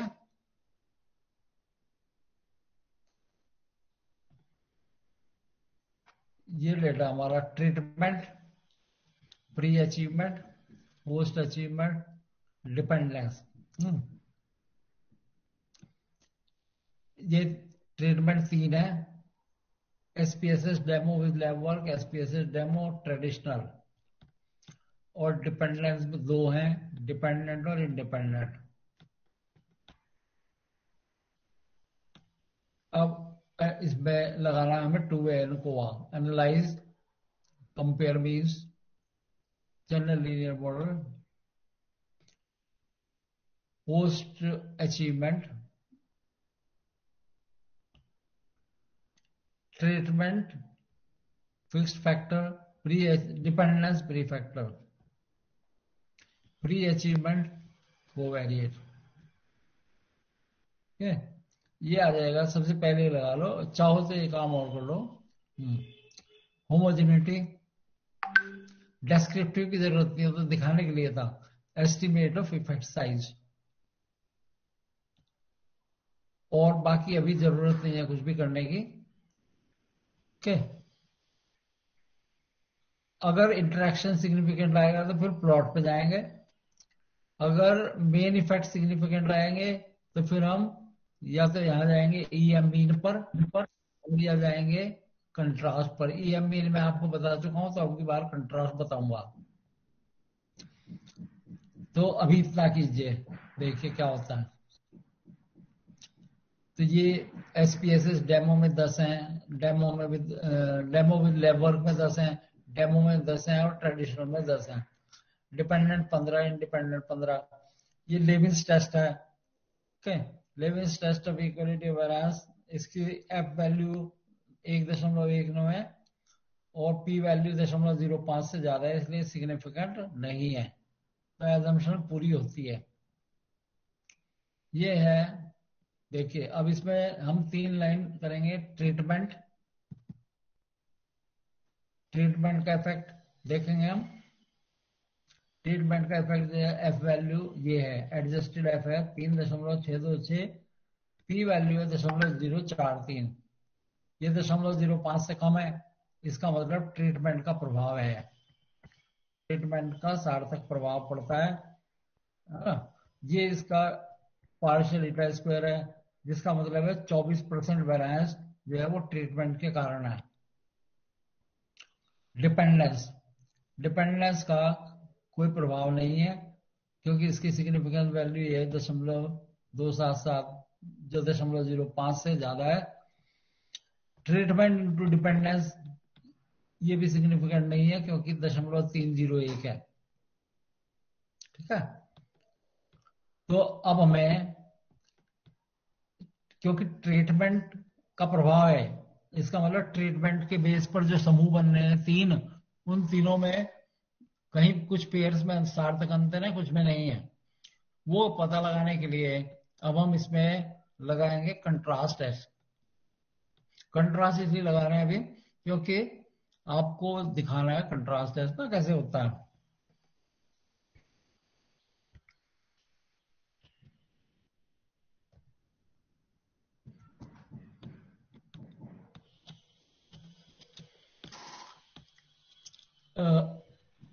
Analyze general linear model, univariate, contrast, तो वही स्ट्रेटेजी नन। देखिए इसमें क्योंकि स्ट्रेटेजी का प्रभाव सार्थक है, तो स्ट्रेटेजी आया, दूसरा आया भी नहीं डिपेंडेंस वाला, तो स्ट्रेटेजी नन। तो कंट्रास्ट यहां आप बोलिए सिंपल। और वही कैटेगरी आप अगर लास्ट से कर रहे हैं, ठीक है, तो ये लास्ट रहने दें, और नहीं तो मैं फर्स्ट में करना चाहूंगा, क्योंकि फर्स्ट है डेमो विद लैब वर्क, तो उससे दोनों ग्रुप जो है ना, दोनों ग्रुप से बढ़िया होना चाहिए वो। तो मैं फर्स्ट को रेफरेंस कैटेगरी ले रहा हूं।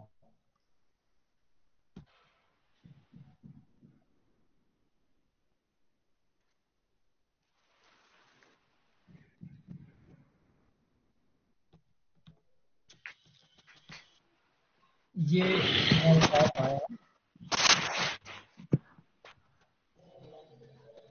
कहाँ गया कंट्रास्ट टेस्ट, कहाँ? ओके, चेंज नहीं किया हमने वहां ना,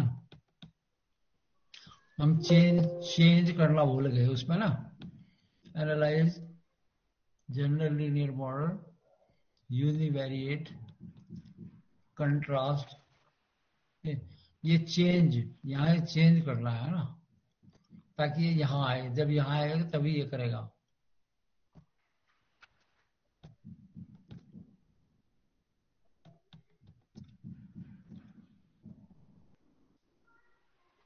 ये कंट्रास्ट टेस्ट है, देखिए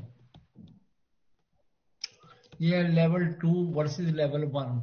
लेवल 2 है SPSS डेमो, लेवल 1 है SPSS डेमो के विद लैब वर्क, लेवल 3 है SPSS लेवल 3 क्या था, यहाँ देख लें इसमें, ट्रेडिशनल SPSS ट्रेडिशनल ट्रेडिशनल था सर। ये भी नहीं है। SPSS lab work, SPSS in demonstration and SPSS traditional। अरे हमारा डेटा देख रहा हूँ, डेटा कहाँ है?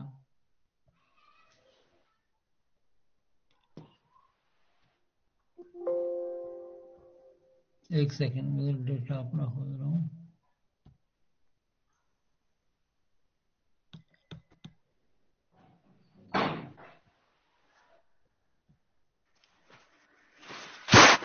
हाँ ये है SPSS demo with lab work 1 है, डेमो और ट्रेडिशनल मेथड 3 है।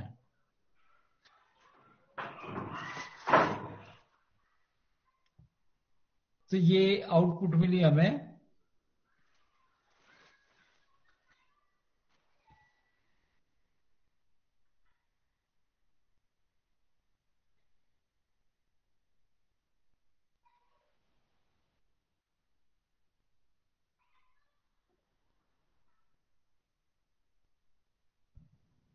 कौन सा कर दिया असल में,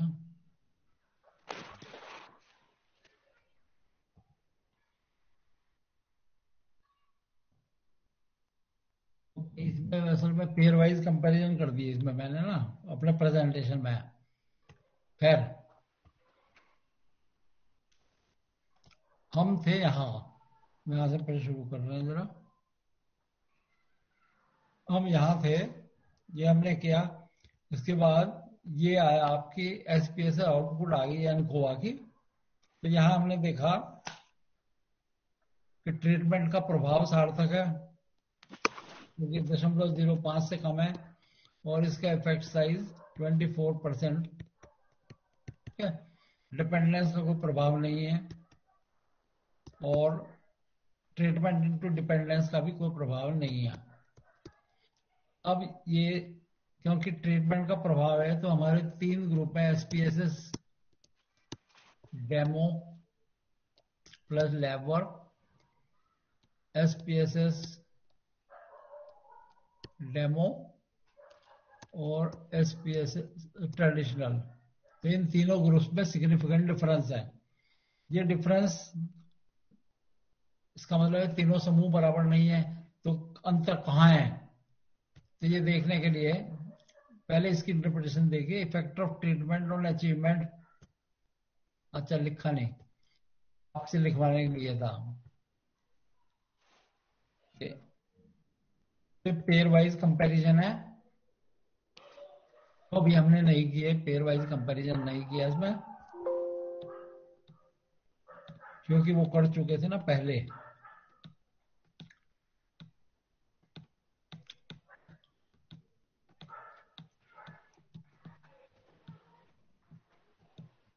ये आउटपुट है इसकी, नहीं ये भी पुरानी है, कुछ कुछ खुला हुआ है।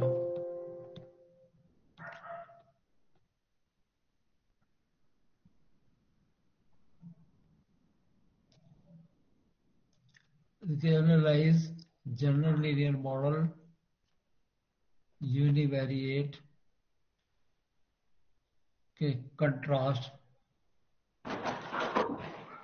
हेलो पापा।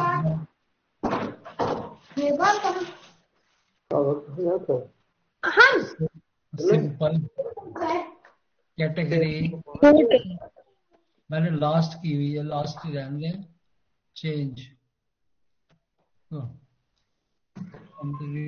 और ओके।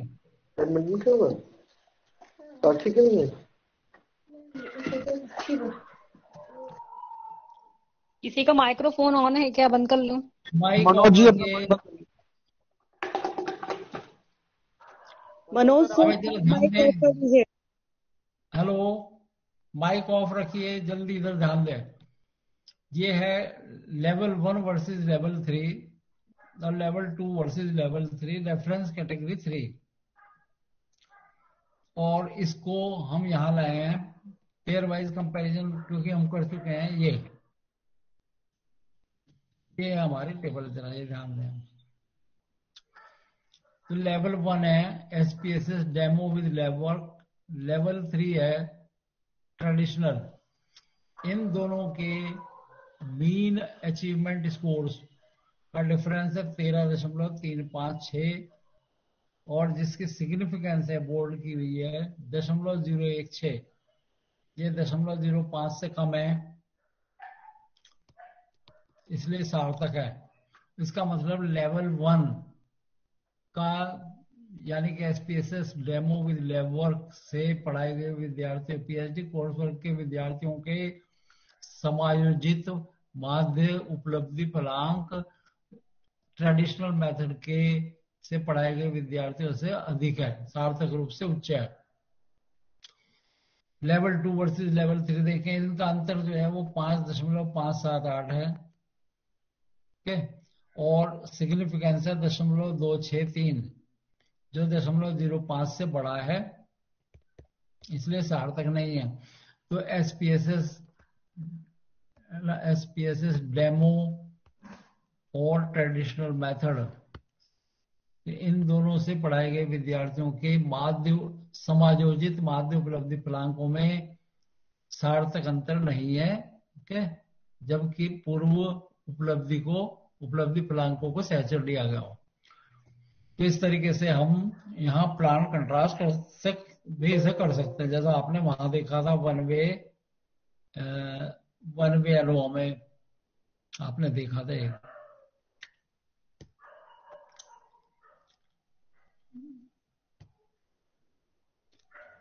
अब ये लो, अब टाइम है एक बना रखा ऑलरेडी मैंने, प्रैक्टिस एक्सरसाइज। डिपेंडेंट वेरिएबल है general knowledge of trainees of competitive exam centre, और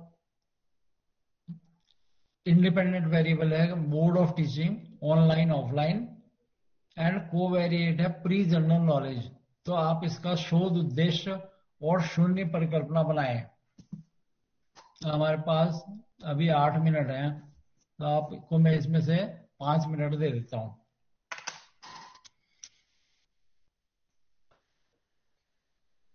डिपेंडेंट वेरिएबल सामान्य ज्ञान, हिंदी वाले लिखना चाहें, प्रशिक्षुओं का सामान्य ज्ञान, कॉम्पिटिटिव तो क्या कहते हैं हिंदी में, प्रतियोगिता प्रतिस्पर्धी सर।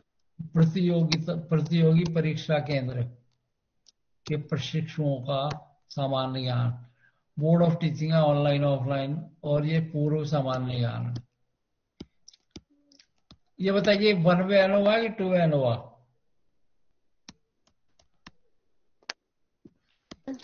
2 वे। ये 1 वे एनोवा का उदाहरण है कि 2 वे एनोवा का? 2 वे का है क्योंकि कोवेरिएट है सर इसमें। कौन कौन से 2 वेरिएबल हैं? सर 1 वे है, एक इंडिपेंडेंट वेरिएबल है। तो 1 वे हुआ, ये 1 वे है क्योंकि इसमें एक इंडिपेंडेंट वेरिएबल है, वो है mode of teaching online offline, और अगर एक और होता तभी होता 2 वे। अब 1 वे के लिए बनाना आपको इसका शोध उद्देश्य। ओके सर, ये कोवेरिएट तो दे रखा था सर इसमें। कोवेरिएट का तो एनकोवा हो जाएगा बस। अच्छा अच्छा ठीक है सर। बनाओ जरा, 2-3-4 मिनट दे रहा हूं मैं।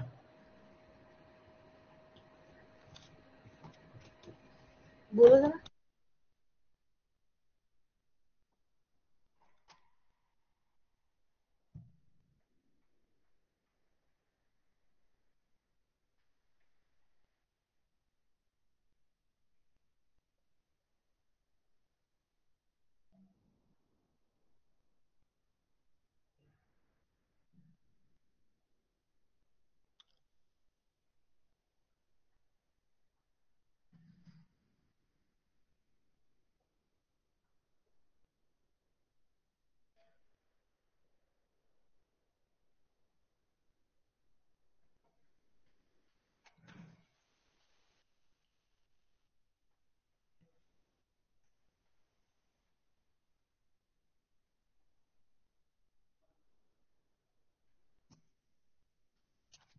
एक सेंटेंस बनाना है बस, शोध उद्देश्य बना दीजिए आप।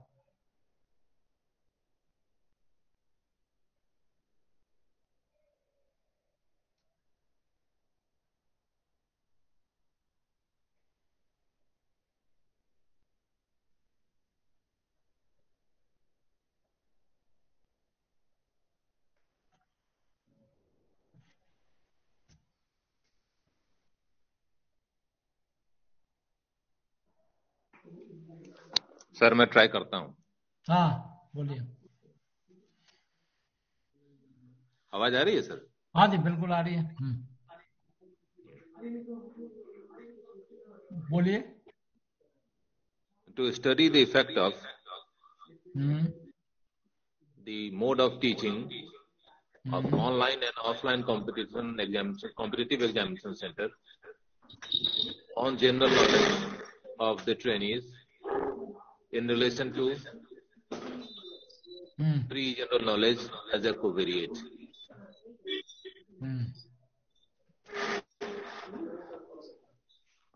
देखिए इसमें हम ऐसा बनाते हैं, इसमें कुछ ठीक है कुछ थोड़ा ठीक नहीं है। इसमें बनाएंगे टू कंपेयर, वन वे में हमेशा हम to compare the adjusted mean scores of general knowledge of competitive examination center taught by या taught through online and offline mode of teaching by taking pre-GK and covariate। ये होगा हमारा to compare. इसमें कहीं उसका जिक्र नहीं होगा, मतलब अभी इसमें इफेक्ट वगैरह का यूज नहीं करेंगे, वो टू वे में यूज करते हैं। उसमें टू वे में यहाँ हम एडजस्टेड मीन स्कोर का इस्तेमाल करते हैं टू कंपेयर दी। हिंदी में करो तो ये पूर्व प्रतियोगी परीक्षा केंद्र के प्रशिक्षुओं के, ये पहला के सामान्य ज्ञान के समायोजित माध्य फलांकों की तुलना करना, जबकि पूर्व सामान्य ज्ञान को सहचल दिया गया हो, तो इस तरीके से बनाया जाएगा। चलिए जी, तो धन्यवाद कहने का समय आया। आप सभी का धन्यवाद। पिछले 10 दिनों के लिए आपने इससे सुना धन्यवाद ध्यान से। धन्यवाद। आपका बहुत बहुत धन्यवाद, आपने बहुत अच्छे से पहले बताया। कि मैं सैनी जी को सौंपूं, thank you sir. Thank you sir. Thank you sir. Thank you sir. Thank you sir. इससे पहले मैं सैनी जी को ये सौंपूं, thank you sir. Thank you sir. Thank you. मैं धन्यवाद बोल दूं। Thank you sir. माइक बंद कीजिए, माइक बंद कीजिए। धन्यवाद लेन देन का समय है, तो सैनी जी आपका बहुत बहुत आभारी हूं। सारे लोग अपना माइक ऑफ करिए। हाँ माइक ऑफ करवा लो ताकि धन्यवाद सही ढंग से सुना जा सके।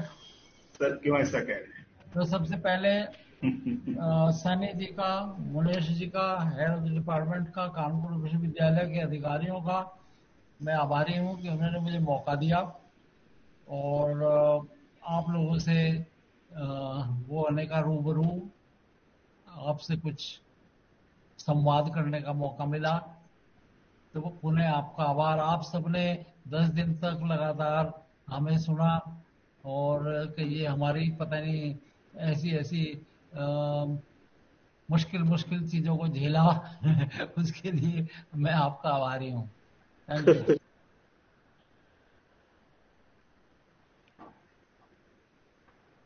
थैंक यू सर, बहुत बहुत धन्यवाद सर। अब हम आपके बारे में सर क्या कहें, आपके बारे में कुछ भी कहना तो सूरज को दिया दिखाने जैसा होगा। आपके बारे में पहले मैंने बहुत सुना है। डॉक्टर अग्रवाल साहब आपके मित्र हैं। अच्छा, अपने एससी अग्रवाल साहब आपसे जूनियर भी हैं और हमारे गुरुजी भी हैं। जी जी, वो हमारे गुरुजी भी हैं। अक्सर अक्सर उनसे जो है आपके बारे में पहले बातें होती रहती थी, जब डिपार्टमेंट में थे, भी पिछले साल वो रिटायर्ड हो गए हैं। अभी भी आप उनके बातें होती हैं आपसे, आपके बारे में उनसे भी। कुछ दिन पहले मैं उनके गया हुआ था तो आपसे आपकी चर्चा हो रही थी उनसे। तो हमने कहा सर जो है हमारे यहाँ अपने व्यस्तम टाइम में से समय दे रहे हैं बच्चों के लिए। बोले अच्छा त्यागी जी भी क्लास ले रहे हैं? हमने कहा यस सर, त्यागी सर भी क्लास ले रहे हैं। हम बोले बहुत अच्छी बात है। तो और ये मौका मुझे मिला और हमारे हेड साहब ने कहा कि नहीं आप त्यागी हैं, बहुत फ्यूचर है टेक्नोलॉजी यूज करने में, तो सर बहुत अच्छे से कर लेंगे। और वाकई सर 10 दिन मेरे लिए बहुत अच्छे रहे। हालांकि मैं बहुत कुछ आपसे सीख नहीं पाया, लेकिन मैं समझता हूं कि इन बच्चों ने आपसे बहुत कुछ सीखा है जो इनके रिसर्च ड्यूरेशन में बहुत काम आएगा। सर मुझे फिर से आपकी जरूरत होगी, मैं ऐसा महसूस करता हूं, फील करता हूं। इन बच्चों को भी जरूरत होगी सर। जब भी मैं आपको याद करूं सर, आप मना मत करिएगा। और हम आपके धन्यवाद सर, बहुत बहुत सदा उपलब्ध है सर, धन्यवाद। आप इशारा कीजिए। जी थैंक यू सर। जी सर थैंक यू। धन्यवाद सर, थैंक यू धन्यवाद सर। सर। बच्चों को और डिपार्टमेंट को आपकी थैंक यू जरूरत सर। रहेगी थैंक हमेशा you sir. Sir. Thank you so much sir. अब सर आपको हम thank you so much, sir. Thank you sir. Thank you so much. Okay sir, thank you so much okay sir, thank you सभी का, धन्यवाद। Bye एक बार bye, आप लोग Tata. Thank you so much sir, again thank you again sir. Thank you, sir. फिर Thank you मिलेंगे so अगर much, खुदा sir. लाया। Thank you so much, sir. Okay sir. Okay नमस्ते। Thank you sir. सर आपको हम कॉल करेंगे sir, आज या कल सर आपको कॉल करेंगे, हम आपसे बात करेंगे सर। ठीक है सर, नमस्ते। ओके सर, नमस्ते sir, thank you thank you sir, so much thank you. नमस्ते सर, थैंक यू सर।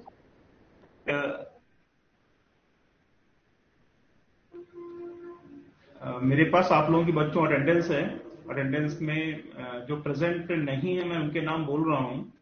एक तो अनु प्रेजेंट नहीं है, माधुरी पांडे प्रेजेंट नहीं है, नीरज कुमार प्रेजेंट नहीं है, पूजा राजपूत प्रेजेंट नहीं है, प्रतिमा कुमारी प्रेजेंट नहीं है, और सर प्रतिमा कुमारी सुरेश प्रेजेंट है। प्रेजेंट है, उमा अवस्थी प्रेजेंट नहीं है। सर प्रतिमा